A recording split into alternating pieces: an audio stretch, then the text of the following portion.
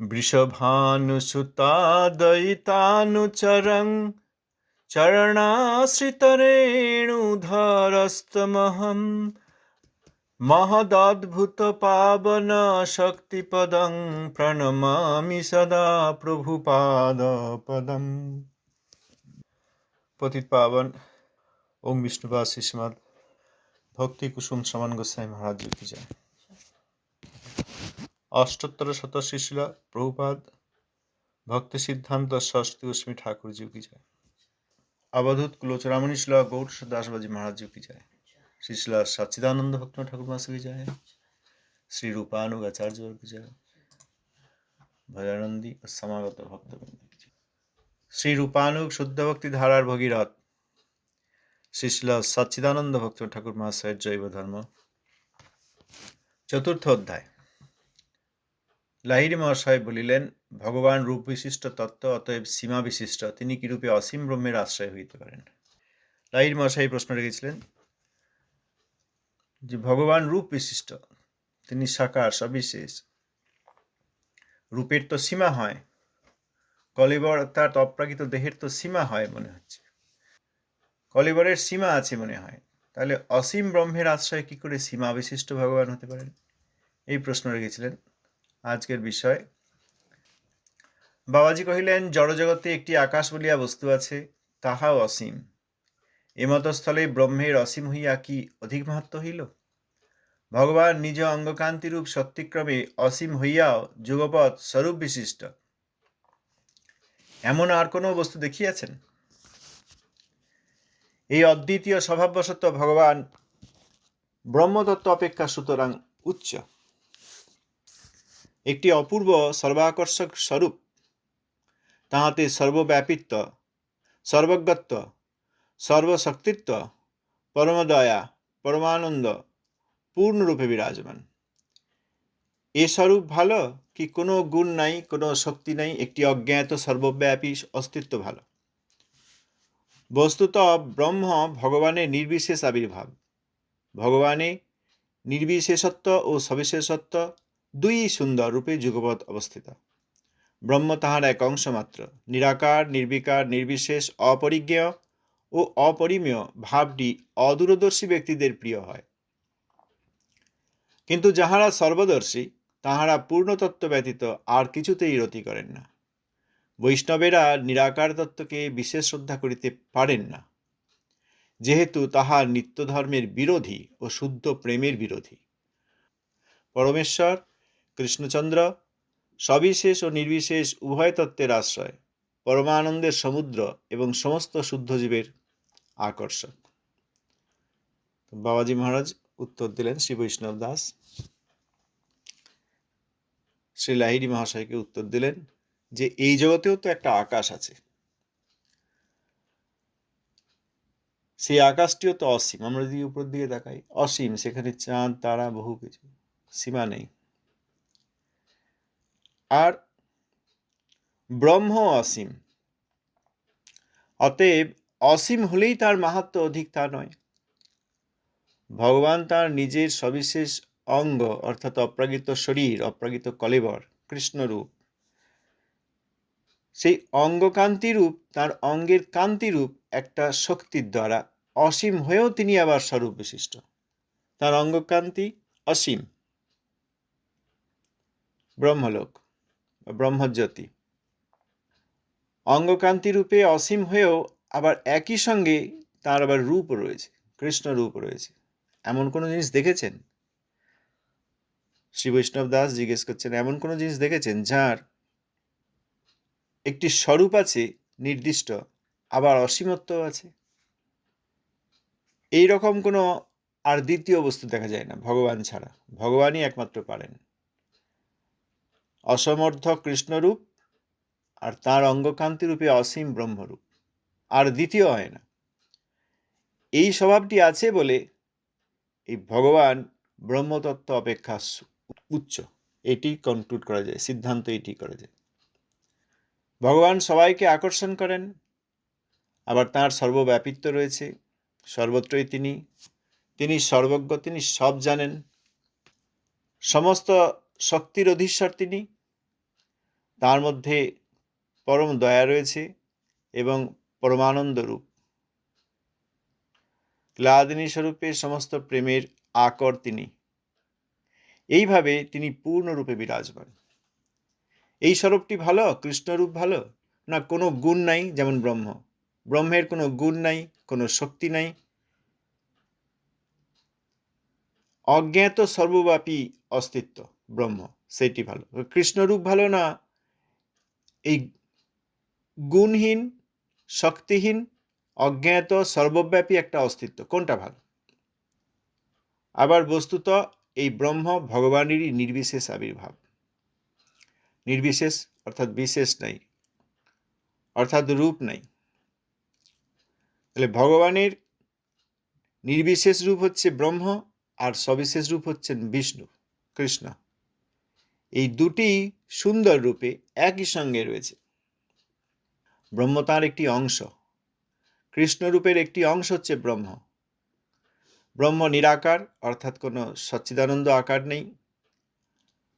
ব্রহ্মরূপের কোনো আকার নেই, প্রাকৃত আকার তো নেই, তিনি আকার ধারণ করেন না, জ্যোতিবিশেষ, নির্বিকার, কোনো লীলা আদি সম্পাদন করেন না। নিরাকার, নির্বিশেষ, তার কোনো আকার নেই, আবার তার কোনো শরীর নেই, নির্বিশেষ, অপরিজ্ঞেয় ও অপরিমেয়।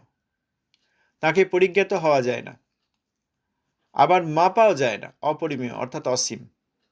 এই ভাবটা যেসব ব্যক্তিগণ অদূরদর্শী তাদের প্রিয় হয়, তাদের ভালো লাগে।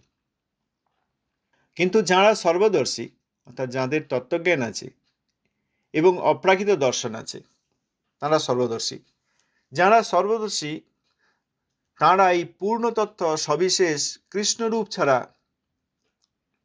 আর কোনো কিছুতেই রতি করেন না।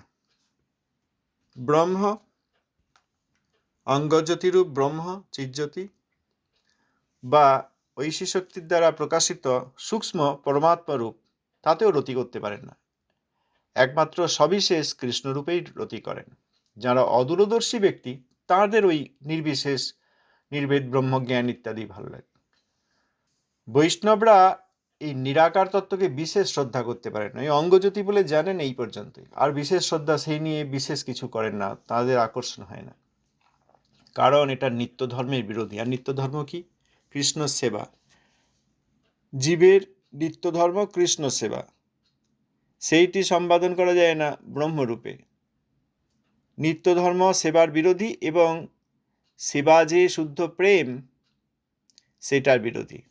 নিত্য ধর্ম সেবা এবং ভগবানের প্রতি যে ভালোবাসা, প্রেম, সেইটার বিরোধী। সেই জন্য অপ্রাকৃত স্বরূপ বিশিষ্ট কৃষ্ণ স্বরূপের চেয়ে অন্য কোনো বস্তুকে তারা শ্রদ্ধা করতে পারেন না। পরমেশ্বর কৃষ্ণচন্দ্র সবিশেষ ও নির্বিশেষ উভয় তত্ত্বের আশ্রয়, পরমানন্দের সমুদ্র এবং সমস্ত শুদ্ধ জীবের আকর্ষক।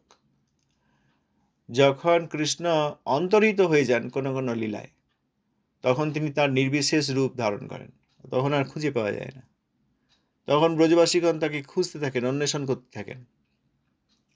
অতএব অপ্রাকৃত রূপ কৃষ্ণ শরীর এবং নির্বিশেষ রূপ, এই দুইয়েরই আশ্রয় হচ্ছেন কৃষ্ণচন্দ্র, পরমেশ্বর সবিশেষ। কৃষ্ণচন্দ্র তার সবিশেষ এবং নির্বিশেষ এই দুই তত্ত্বেরই আশ্রয়, এবং কৃষ্ণচন্দ্রই পরমানন্দের সমুদ্র এবং সমস্ত শুদ্ধ জীবের আকর্ষক। অতএব ব্রহ্মে বা পরমাত্মায় বৈষ্ণবদের বিশেষ আকর্ষণ হয় না। এরপর লাহিড়ী মহাশয় প্রশ্ন করছেন, শ্রীকৃষ্ণের জন্ম, কর্ম, দেহত্যাগ আছে, তাহার মূর্তি কি রূপে নিত্য হইতে পারে? বাবাজি উত্তর দিচ্ছেন, শ্রীকৃষ্ণ মূর্তি সচ্চিদানন্দ, তাহাতে জড় সম্বন্ধীয় জন্ম, কর্ম ও দেহত্যাগ আদি নাই। লাহিড়ী মহাশয় প্রশ্ন করছেন, তবে কেন মহাভারত আদি গ্রন্থে সেরূপ বর্ণন করিয়াছেন? বাবাজি মহারাজ উত্তর দিচ্ছেন, শ্রী বৈষ্ণব দাস বাবাজি, নিত্যতত্ত্ব বর্ণনার অতীত শুদ্ধ জীব আপন চিদ্বিভাগে কৃষ্ণমূর্তি ও কৃষ্ণলীলা পরিদর্শন করেন। বাক্যের দ্বারা বর্ণন করিতে গেলে জড়ীয় ইতিহাসের ন্যায় কাজে কাজেই বর্ণিত হইয়া থাকে। যাহারা মহাভারতাদি গ্রন্থের সার গ্রহণ করিতে সমর্থ, তাহারা কৃষ্ণলীলাদি যেরূপ অনুভব করেন, জড়বুদ্ধি লোকেরা ওই সকল বর্ণন শুনিয়া অন্য প্রকার অনুভব করিয়া থাকেন। কৃষ্ণমূর্তি সবিশেষ নিত্য এবং ব্রহ্মের আশ্রয়। এই কথা বললে লাহিড়ী মশাই আবার প্রশ্ন করলেন যে কৃষ্ণমূর্তি সবিশেষ এবং নিত্য, তা কি করে হয়? কৃষ্ণের তো জন্ম হয়, তাঁর তো কর্ম আছে, তাঁর দেহত্যাগও আছে, তাহলে তাঁর মূর্তি নিত্য কি করে হয়? এই যে মহাভারতে আছে কৃষ্ণের বিভিন্ন কর্ম আদি, পাণ্ডবদের সঙ্গে বিভিন্ন যুদ্ধ বিগ্রহ ইত্যাদি, কুরুক্ষেত্রের যুদ্ধ, তারপর শেষে তো কৃষ্ণ দেহত্যাগও করেছেন। ওই ব্যাদ এসে তীর ছুড়লেন, এসে দেখলেন কৃষ্ণের চরণ, ওই একটি তীর নিয়ে কৃষ্ণ দেহত্যাগের লীলা করেন। এইসব যে কথা আছে, আমাদের শ্রী চৈতন্য চরিতামৃতকার ব্যাসাভিন্ন শ্রীল কৃষ্ণদাস গোস্বামীপাদ লিখেছেন যে কেশাবতার, মহিষী হরণ, তারপর প্রভাস তীর্থের যে ঘটনা এবং কৃষ্ণের দেহত্যাগ আদি, এইগুলি মায়াময়, এগুলি সত্যি নয়। সত্যি নয় তাহলে শাস্ত্রে গ্রন্থে আছে কেন? ওই জড়বুদ্ধি বিশিষ্ট লোকদেরকে বঞ্চনা করার জন্য আছে। যারা এসব কথা শাস্ত্রের মধ্যে দেখেও জানবেন যে না এইগুলি মায়াময়, সত্যি নয়, লোক দেখানো, এবং সাধারণ লোককে বলার জন্য, কারণ তাদের বিশ্বাস নাই, এইটি যাঁরা বোঝেন তাঁরা কৃষ্ণের নিত্যত্ব বোঝেন। যাঁরা শাস্ত্রে আছে বলে এইগুলিকে মনে করেন সত্যি, তাঁরা কৃষ্ণের নিত্যত্ব বুঝতে পারেন না। কৃষ্ণ কখনো এইভাবে দেহত্যাগ করেন না, এরকম দেখিয়েছেন সামনে, কিন্তু কখনো এরকম দেহত্যাগ তাকে করতে হয় না, কারণ তাঁর দেহ জড় নয় আমাদের মতো। জন্মেছি, বড় হলাম, কর্মাদি করলাম, একদিন মৃত্যু হবে, এটা আমাদের জন্য জড় শরীর যারা ধারণ করে। কৃষ্ণ যখন আসেন তখন জড় শরীর ধারণ করেন না, তিনি নিত্য শরীর নিয়েই আসেন। মহিষী হরণ হলো, অর্জুন আর রক্ষা করতে পারলেন না, এসব মিথ্যা কথা। শাস্ত্রে আছে মিথ্যা কথা, হ্যাঁ শাস্ত্রে আছে মিথ্যা কথা, মায়াময় কথা, এইগুলি লোকবঞ্চনার জন্য। এইগুলিকে বলা হয় অসুর মোহন লীলা, যাদের আসরিক প্রবৃত্তি তাদেরকে মোহন করার জন্য। শ্রীল প্রভুপাদ তিনি বলেছেন যে শ্রীমদ্ ভাগবত, মহাভারত, গীতা ইত্যাদি গ্রন্থ সব একই তত্ত্ব, কাউকে অসম্মান করতে হবে না, সব একই তত্ত্ব। কিন্তু এই সব গ্রন্থের কোনো কোনো জায়গায়, মহাভারত আদি গ্রন্থের কোনো কোনো জায়গায় অসুর মোহনের জন্য কিছু লীলা আছে। কর্মবিদ্ধ এবং জড়বিদ্ধ ব্যক্তিগণের জন্য। শুদ্ধ ভক্তগণ এই বিদ্ধ ভক্তদের জন্য লিখিত বস্তুগুলি দেখে তারা বিচলিত হন না। অনেক কথা আছে যেগুলি বিদ্ধ ভক্তের জন্য, অতএব শুদ্ধ ভক্তরা সেসব দেখে বা পড়ে বিচলিত হন না। মহাভারত আদি শাস্ত্রে এরকম আছে, ব্যাসদেবী লিখেছেন। সেখানে অনেকের জন্য লেখা হয়েছে, এই জন্য একটি শ্লোক আছে, শ্রুতিম অপরে স্মৃতিম ইতরে ভারতমন্যে ভজন্তু ভববিতা অহমিহ নন্দং বন্দে যশালিন্দে পরম ব্রহ্ম। শ্রুতিম অপরে, এই অপর সকল লোক সব শ্রুতি পড়ুক। স্মৃতিম ইতরে, অর্থাৎ যারা কর্মজড় ব্যক্তি, তারা স্মৃতিশাস্ত্র পড়বেন, সেই অনুসারে চলবেন। এই জন্য কর্মজড় স্মার্ত বলা হয়েছে তাদেরকে। ভারতমন্যে, ভারতম অর্থাৎ এখানে মহাভারত, মহাভারত অন্যরা পড়বেন। আমি শ্রী নন্দ মহারাজকে বন্দনা করি, যাঁর অলিন্দে কৃষ্ণ ক্রীড়া করেন, যশালিন্দে পরম ব্রহ্ম, পরম ব্রহ্ম কৃষ্ণ সবিশেষ রূপধারী। তিনি নন্দগ্রামে নন্দ মহারাজের অলিন্দে ক্রীড়া করেন। অলিন্দে অর্থাৎ দুই প্রকারই, নন্দ মহারাজের নিত্য যে গৃহ, সেই গৃহের বারান্দায়, সেই গৃহের বিভিন্ন প্রকোষ্ঠে কৃষ্ণলীলা করেন। আবার যশালিন্দে, যাঁর অলিন্দে অর্থাৎ যাঁর হৃদয়ে কৃষ্ণ সর্বদা ক্রীড়া। দুই, নন্দ মহারাজের চিন্তায় কেবল কৃষ্ণচন্দ্র।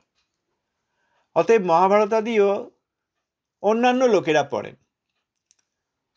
মহাভারতের মধ্যে যেসব শুদ্ধ ভক্তদের জন্য যেসব ঘটনা বা সিদ্ধান্ত আছে, কেবল সেইগুলি মাত্র শুদ্ধ ভক্ত নেন, সবটা নেন না, কারণ বাকি অনেক কিছুই বিদ্ধ ভক্তের জন্য আছে, সাধারণ লোকের জন্য আছে, জড়বুদ্ধি বিশিষ্ট লোকের জন্য আছে।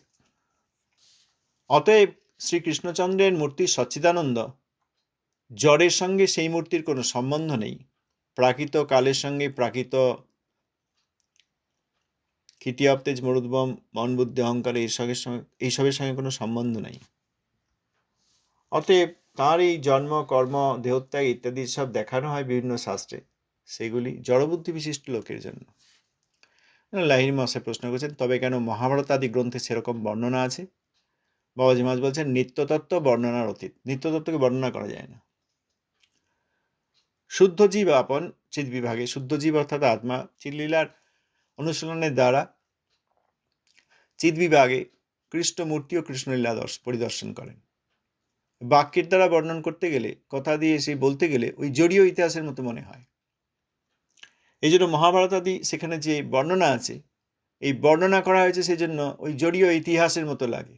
এই হলো, এখানে জন্ম হলো, এইসব কর্মাদি করেছেন, যুদ্ধ বিগ্রহ করেছেন, বিভিন্ন পরিবারের বিভিন্ন লীলা আদি করেছেন, ঘটনাদি রয়েছে, তারপর দেহত্যাগও করেছেন।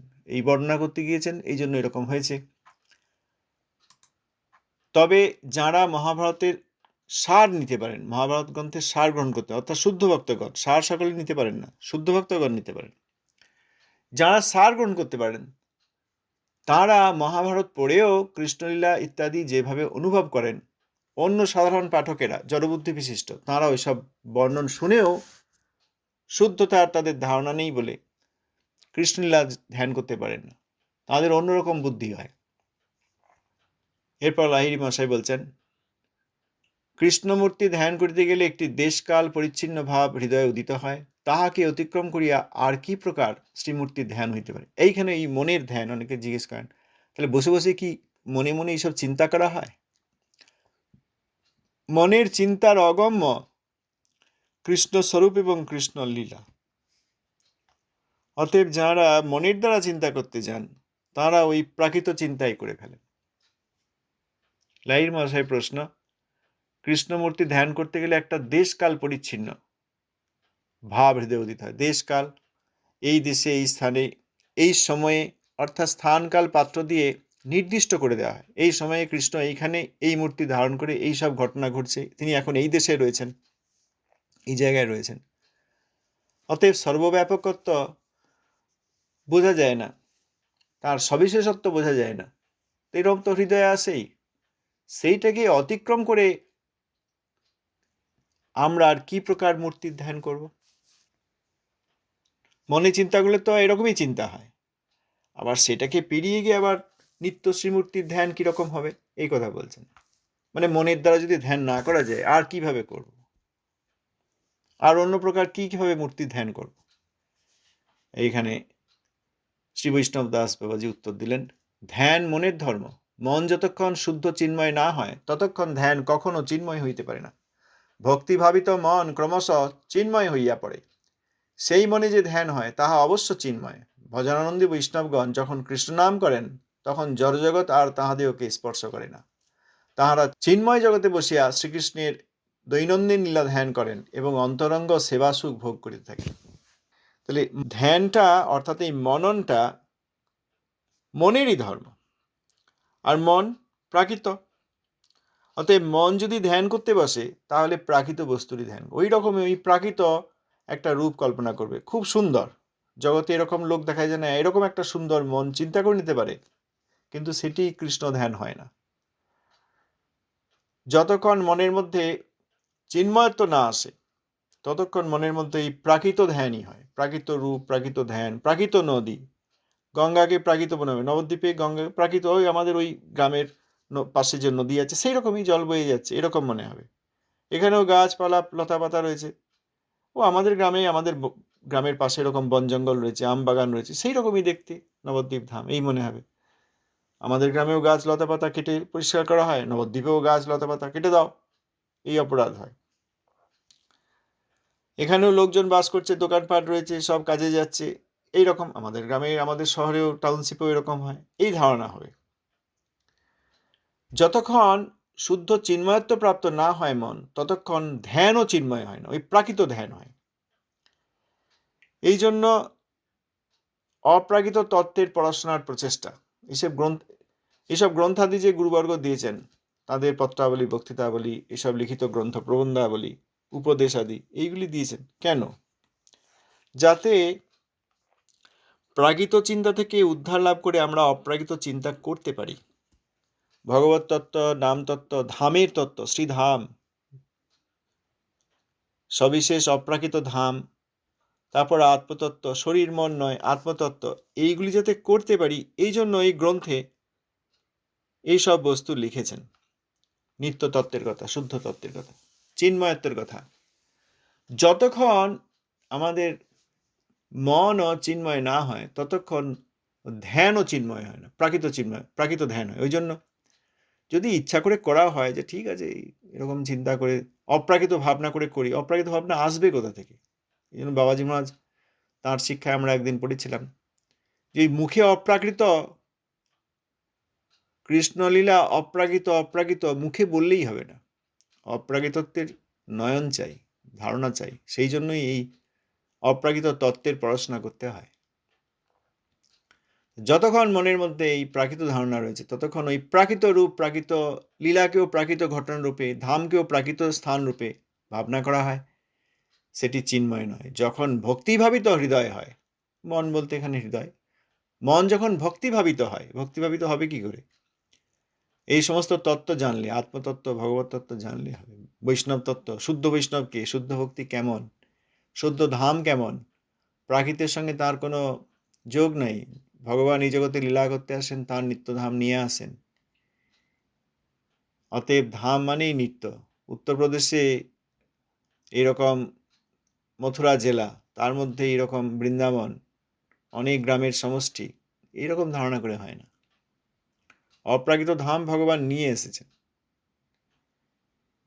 অপ্রাকৃত সচ্চিদানন্দময় দেহে সেখানে লীলা করেছেন, তার পার্শ্বদগণ অপ্রাকৃত, এইসব ধারণা আসতে হবে। ভক্তিভাবিত হলে তখন ধীরে ধীরে মন চিন্ময় হয়ে পড়ে, তখন সেখানে যে ধ্যান হয় সেইটি অবশ্যই চিন্ময়।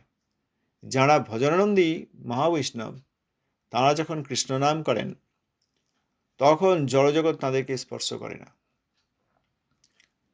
বৈষ্ণবগণ চিন্ময়, কারণ আত্মস্থিত,